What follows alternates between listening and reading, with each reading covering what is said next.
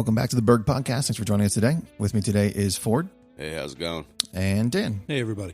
And a conversation we started having recently was something I heard in a podcast or a book I was reading. I can't remember. But a couple of weeks ago, we started this conversation about culture and what is culture and how do we define it? Because culture seems to be one of those words, right? Ford, you were saying it a few minutes ago.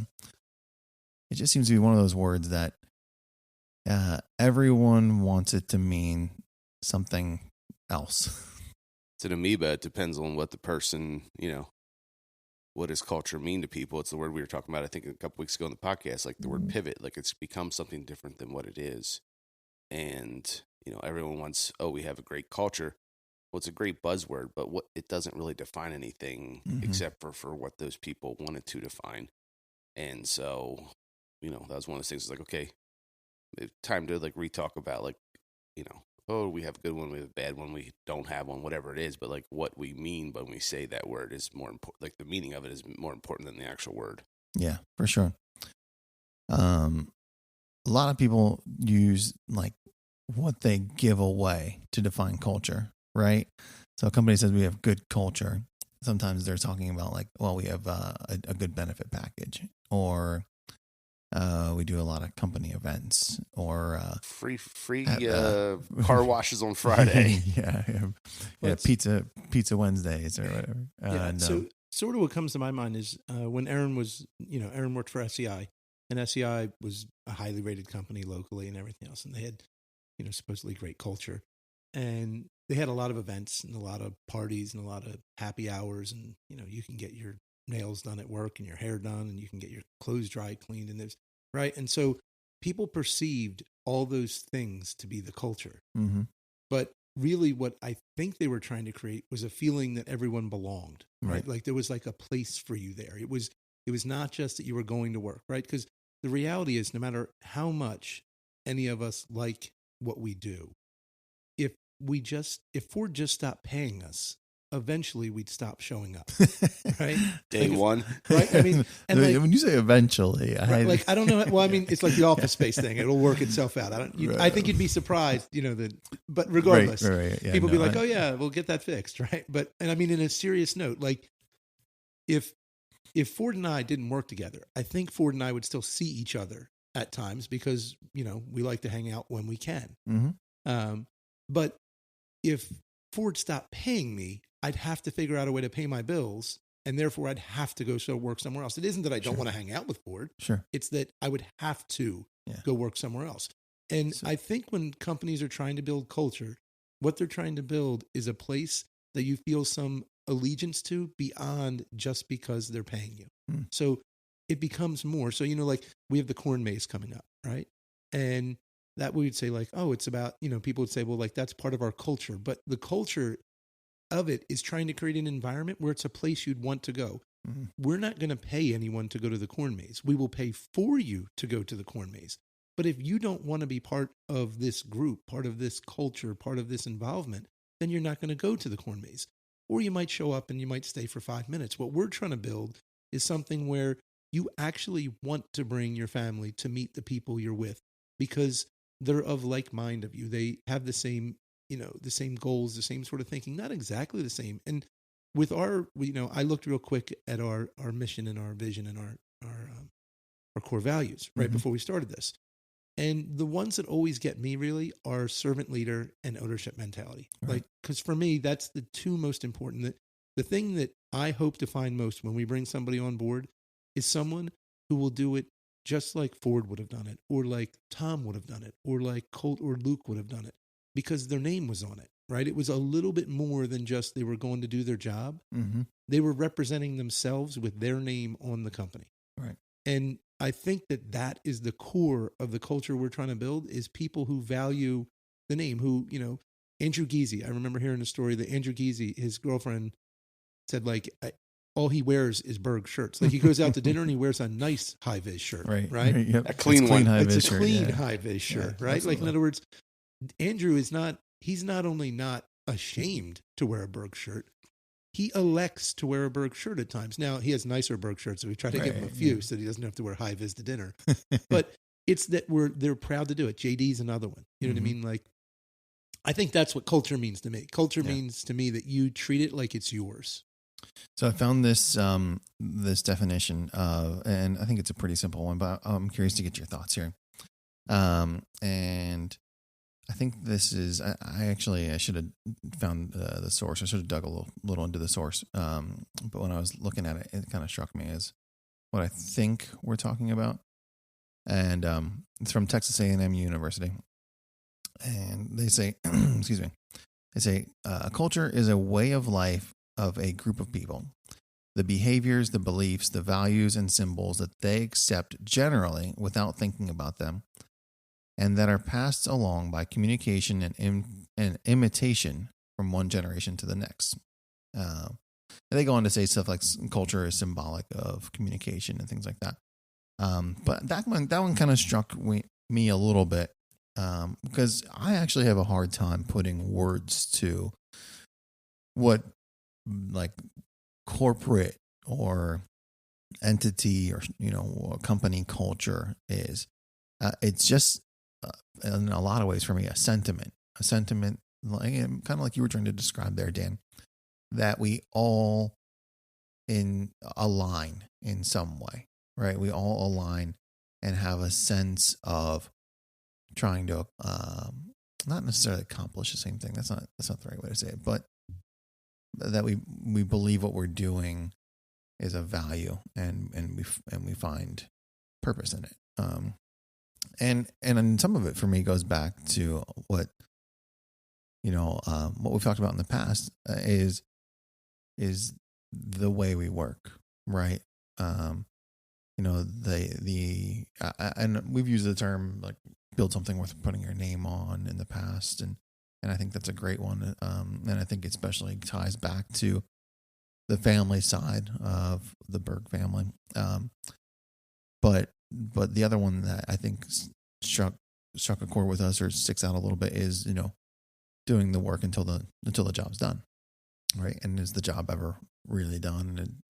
And each job has its own timeline expiration, but we're not ever a finished product, right? So finished but not done, or something like that. Finished but not polished, huh? Yeah, done but not finished. Yeah, I'm maybe not sure. done but not finished. Done but not finished. Yeah. Yeah, I think that, all of this stuff, it ties, that's why I think when we had to do this and, people want words and that's not my strong suit, but, it took time because it's not really like, it's a thing. It's not a thing. It's just the way it is. And so trying to actually put words to it was very challenging. And it's why we're talking about it again, because it is, it's not a sentence that you're like just lock into. It's just the reality of how we do things. We try and, work hard. We try and, and Barty said like the events is to try and get the people to, meet their coworker and their family and stuff like that in a different light, because, we're all safety geared up and hard hats and you're doing your task. And, the type of work we do, it takes teamwork, but it's also like a scattered teamwork thing. It's not as like everybody's in an office where they can, talk about something. They might not see one of their teammates for a couple weeks, a couple months, depending on what jobs they're on. And so because we have such a scattered work site type style of business, those type of events for us are important because people get to catch up with maybe somebody they haven't seen in a while or do things like that. But I think part of it is like, we've had a couple people that have left us and then they've returned after a while because they did notice there was something different. And that's invaluable because, on one side, you don't want people to go, everybody thinks things are always greener on the other side. That's just, human nature. But when you see a couple of people that have like left and go, you know what, actually, there was a difference there. That means to me that what we're trying to do is actually taking effect at certain times. It's not for everybody, but when you do see those people do that, that is a good indicator from my perspective that there is a little something different here than maybe some of the other places they can go to do the same type of work. Yeah, that's a great point. The fact that they people want to be here or thought they wanted something else but came back to this is probably a good sign, right? Well, and I think most of the time when people have left, and certainly the people that have left and come back, they haven't left for looking for something. They leave for money or for opportunity. You know, I mean, there's been rare occurrences where it was because, you know, they were frustrated with something. But on most times, people that leave and come back, especially, they leave on pretty good terms. Mm-hmm. They're looking for something that either we're not prepared for them to be that, or we don't believe they're prepared yet, or we just can't do it. And then they come back, you know, either because they've bettered themselves, really, like, be honest, or because they realize something's different, something's missing, you know. And one of the things I don't want to do on this podcast, and I'll steer clear of it, but I also think sometimes it's easier to identify what isn't the culture. Like, you know, I think I'm going to call out the guys that really, like, come to my mind as we talk about some topic. But there's just as many people that I can say, like, I'll tell you who's not a good fit for culture, you know? And I think as the guys out there, as you're listening to the podcast and you're working, and you can think about it, and you'll think about, you know, Ford could do it right now, and he could rattle off 4 people I hired that he would say, like, what were you thinking? They were just not a good fit. But at the time, maybe we needed a person, and it was a stretch, you know, but it's easier to identify who doesn't fit than who does. Because it's not like we're excluding people. It's not like we're an exclusive group. We're just looking for people who want to buy in, who want to be part of a team, who are willing to work hard. Like, all of the things that it would almost be common sense that if you in an interview talked about, they'd be like, yeah, I'm interested in that. But surprisingly, I mean, in modern society, there's a lot of people who are not interested in that. You know what I mean? There's a lot of people, I mean, remote work is not for everybody. Sure. You know, but remote work is a great example. Like, Kelly was working remotely. We can't. Like, you can't operate a Traco remotely. You can't do the things we do remotely.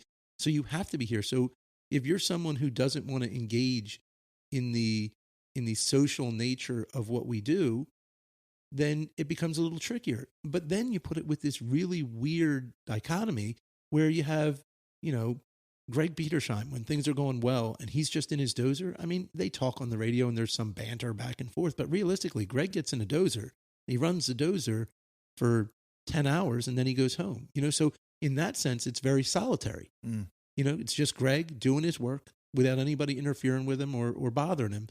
But when you get into it deeper than that, you realize there's, like, really a bond between these guys. And then you go to sort of maybe like Paul Carriger, right? Like, I mean, you know, he better have a good relationship with Phil in the trench, because Paul's got a 100,000-pound machine just hanging on top of Phil's head, full of stone, just waiting. You know what I mean?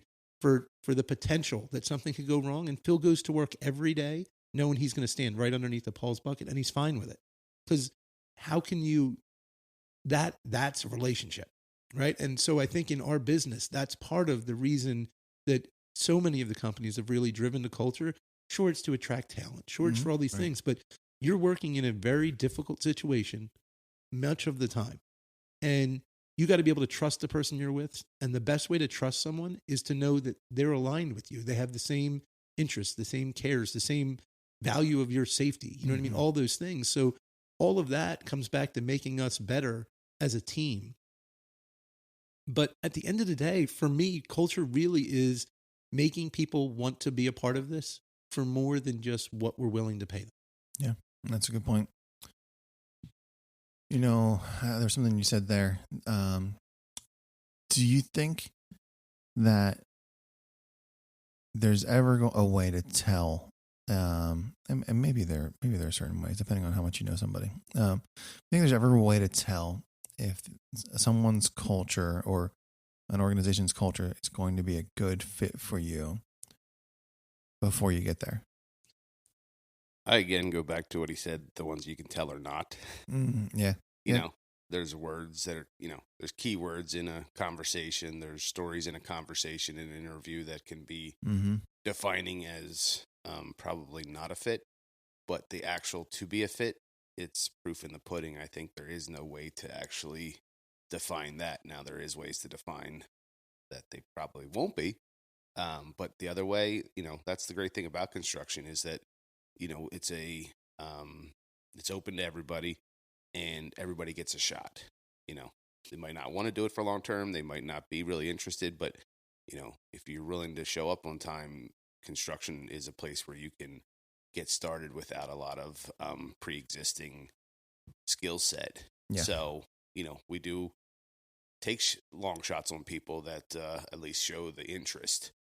But I would kind of think that there's more like, I don't know, there's more ways to be like, no, that one isn't probably going to work more than there is like, oh, I had an interview with this guy or lady. It's a home run. Like, this is just a rock star. We got to get him in the door. And there are some people like that, but much more of the chance that during the interview process, there's a way to people self-select out versus self-selecting in. Interesting.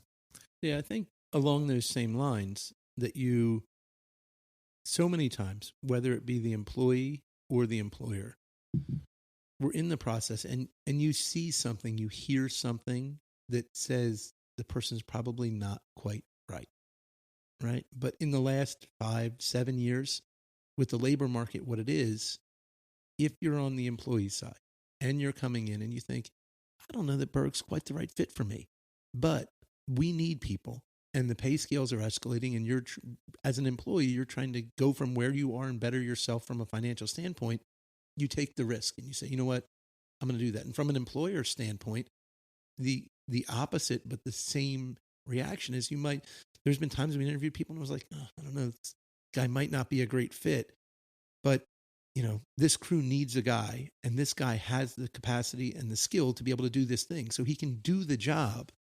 We'll bring him in and we'll do the job and we'll see if it'll work. And it doesn't work. You know what I mean? Like, that's the crazy thing is if you could give me someone who's the best pipe layer you've ever seen, the odds of them not working out are pretty low. But it could happen because they just don't fit. And who actually, he passed away, but who's makes me think of is Greg Lister. Greg would have been a great fit for us today. If I could have Greg Lister today, he would alleviate a lot of things that people perceive internally, where guys say like, they don't communicate, they don't do this, they don't do that. Greg would deal with a lot of those issues, but we were not ready for Greg Lister's level of formality, directness, and needing things to be the way they're supposed to be, because that's the process. We weren't ready. You know what I mean? Famously, like, he put a number on my truck and he like yelled at Tom in the middle of the yard for all intents and principles, right? And it was like, okay, this guy's not going to work. But it had nothing to do with if Greg was capable of doing what we needed him to do. We weren't ready for him to do what we needed him. We didn't need him to do it yet. He was too far ahead of where we need him to be. So I think he's a really good example where you could have somebody that has all the things that you would need, but if the timing is not right, it may still not work out because culturally we weren't ready for Greg Lister yet. Yeah. Well, and there was another guy that, was a good operator, a very good operator actually, but his manner of communicating with his team members was not in a way that we would want. And so he had to go move on. And, it was kind of funny because like the actual work he could do, that wasn't really in question. It was the way that he interacted with his team members. And that was not appropriate. And so that was, the end of that. But it was like the skill set was correct, but the soft skills were not correct. And so there is both those pieces that have to come into play in order to make something happen. Right. One of the things I was thinking about while you were saying that is, how do we impact culture? Because something that actually each of you has said there in the last minute or so, regarding like, sometimes we got to take a chance, right? Sometimes we need an operator, we got to find an operator, right? Or we need another laborer, we got to find a laborer. And sometimes through the interview process, we're able to sort of mold or evaluate candidates in a way that we can say, all right, yes and no, all things being equal, good fit, bad fit, whatever. But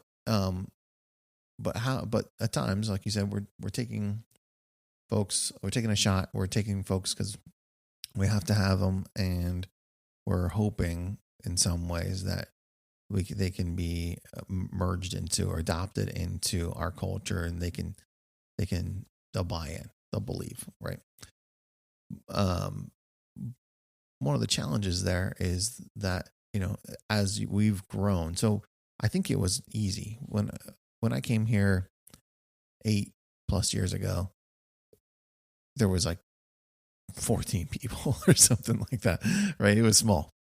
And of those 14 people, many of them had been here for a while.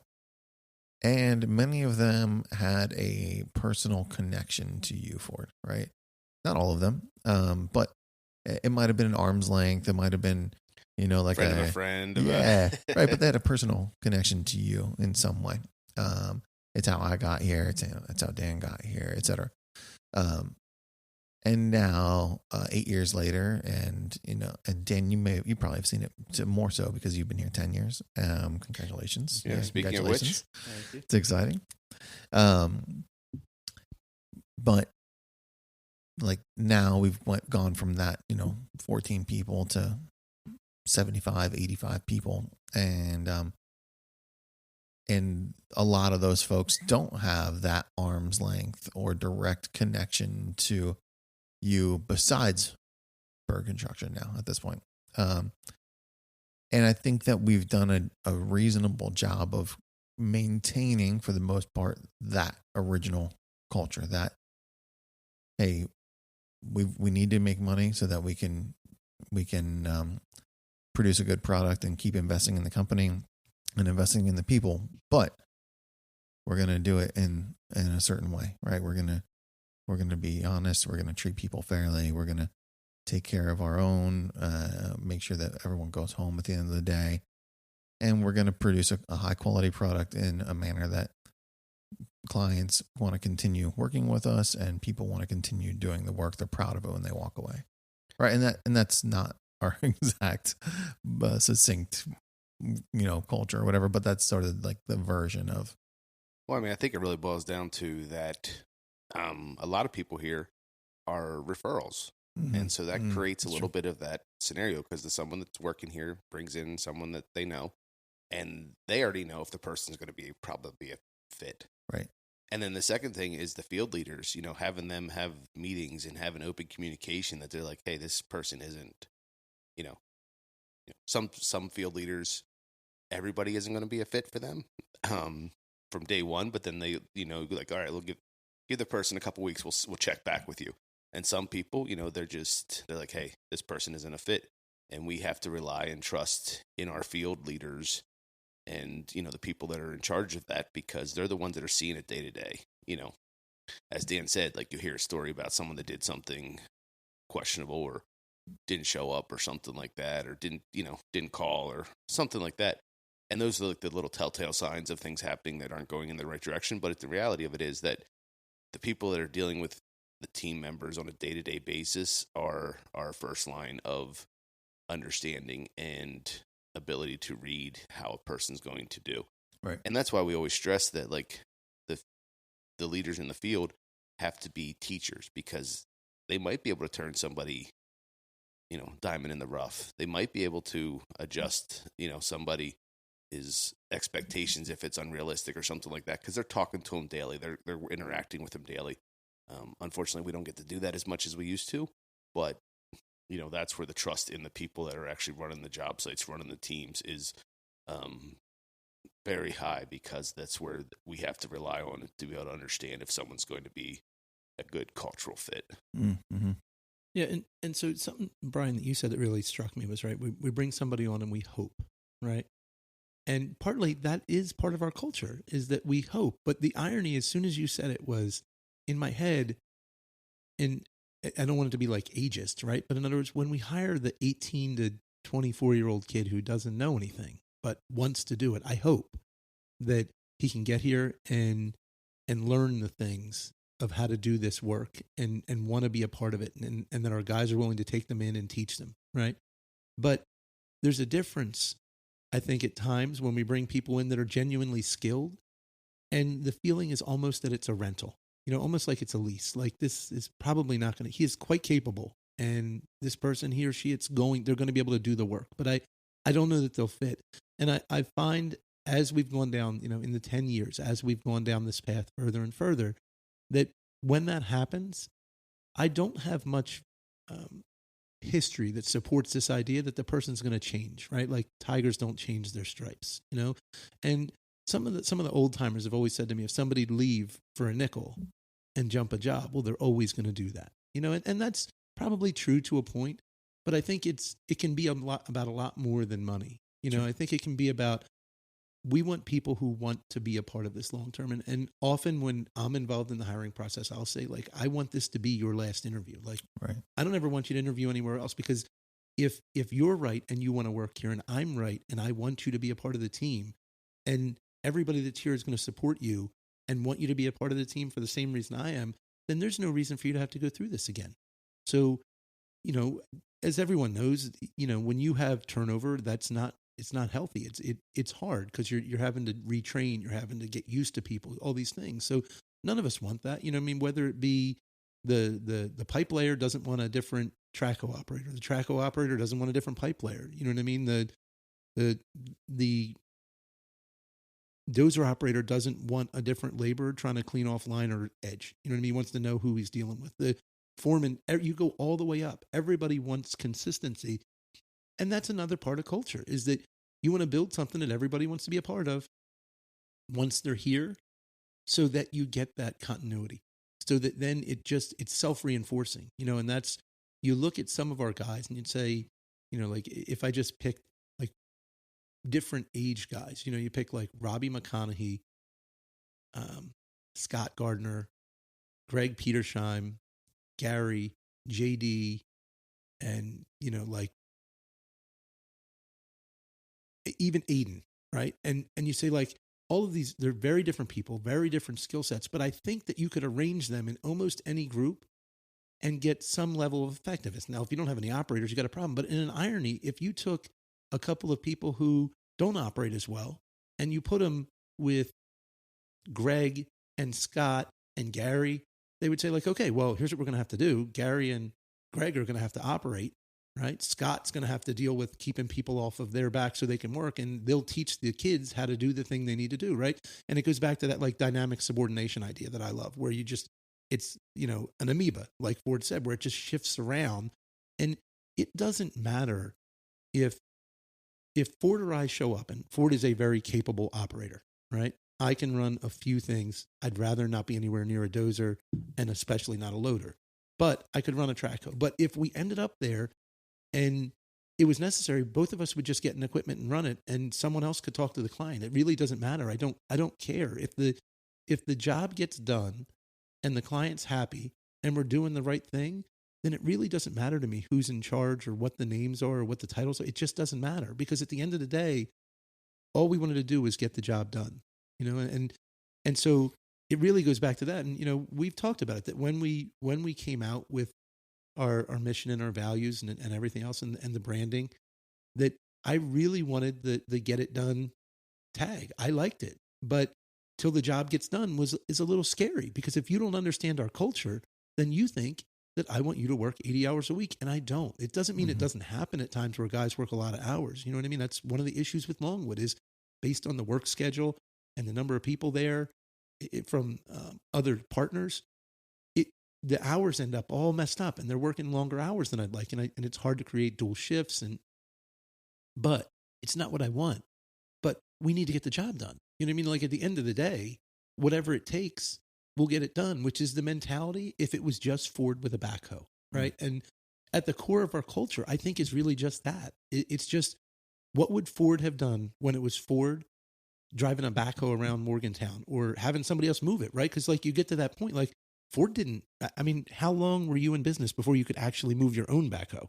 Well, technically never, because I don't have a CDL. But until Luke got a CDL, it was probably 2-3 years. You know what I mean? So if you go back to those days, it's like one of those things where you can answer the question. It's, you know what I mean? What would Ford have done in this situation? You know what I mean? And I personally was in that situation a couple weeks ago. We were working on a sinkhole. Andrew Geezy and I went out there, and I didn't think to myself, like, I wonder what Ford would do. But that was the guidance that was in my head was, okay, there's a problem. We need to solve the problem. What do we have to do to safely solve this problem as quickly as possible for the client? And the client's really happy, and it worked out well for us because we just stuck to that principle, which is let's just solve problem. Right. Yeah. Yeah. I think that this seems like one of those topics that that any group of people could get in a room and discuss for a really long time, because while we all have similar variations of what we think it is, it really kind of takes a turn depending on the environment and the circumstance. And the thing that really seems to happen with the word culture is, since it's not the same everywhere, it really is tough to define, because the environment, even though the terms might be the same, right? Maybe we're talking about the way people do things, the way we communicate, the sentiment that's felt. It's not exactly the same thing. So, and that's why I think it's important for us to talk about it, because we have to define it, because if we don't, it'll be defined by itself. And then that's a problem, because everybody has a different, I mean, that's one thing I think of everything we've always talked about, is that there used to be a set of norms in life, and now those norms are individualized. And so if you don't create those norms, there is no way to compare against them. Mm-hmm. Yeah. Well, that's probably a good place to wrap it up. Thanks for joining us today, folks. We hope you got something from this, and we hope you come back for another episode.